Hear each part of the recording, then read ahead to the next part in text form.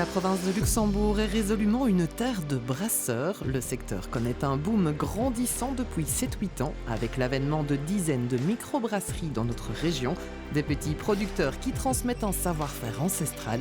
Décidément, le Luxembourg est une terre de cœur et de savoir. On peut dire qu'il y a deux secteurs brassicoles très clairs en province du Luxembourg comme ailleurs dans toutes les autres provinces. C'est le secteur professionnel avec des brasseurs qui en vivent et qui créent de l'emploi. Et puis il y a tout un secteur que je dirais amateur, brasserie passion. Il y a eu énormément de création de microbrasseries ces 5-6 dernières années, mais leur production reste anecdotique par rapport aux brasseries, aux monstres du secteur, je dirais.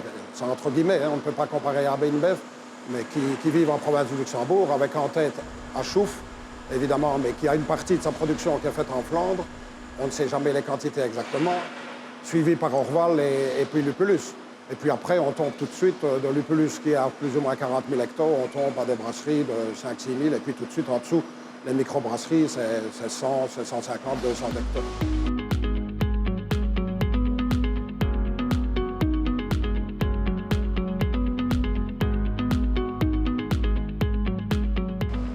Si les géants du secteur comme Achouf glanent une grosse partie du gâteau, le monde brassicole se porte bien avec la production de 300 à 350 000 hectolitres par an, rien que pour notre province.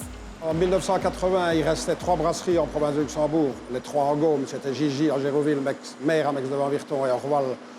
Et puis il y a eu une première poussée de microbrasseries avec Ruhl, avec Fantôme à Soie-et-Rosé, avec Saint-Monon à Ambly, avec la Sainte-Hélène.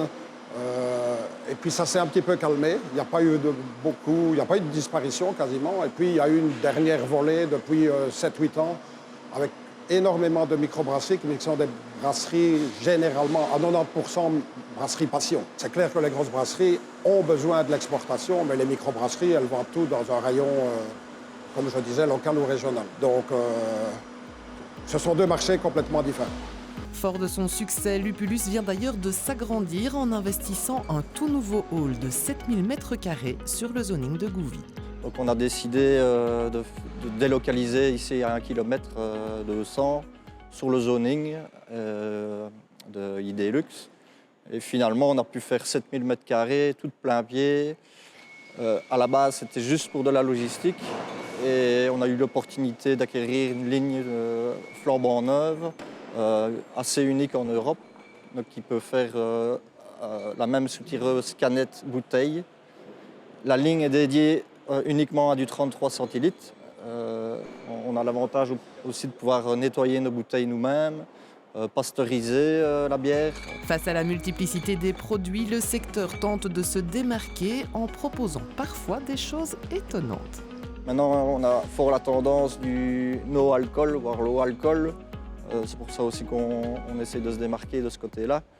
On a d'ailleurs avec cette ligne la chance de pouvoir aussi faire d'autres produits que de la bière. Donc la brasserie va avoir 17 ans cette année.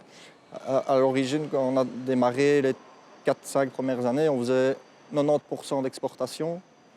Et maintenant, ça s'est totalement inversé. Enfin, quand je dis totalement, c'est pas 90 en Belgique, mais on a trentaine de % d'export et 70 en Belgique.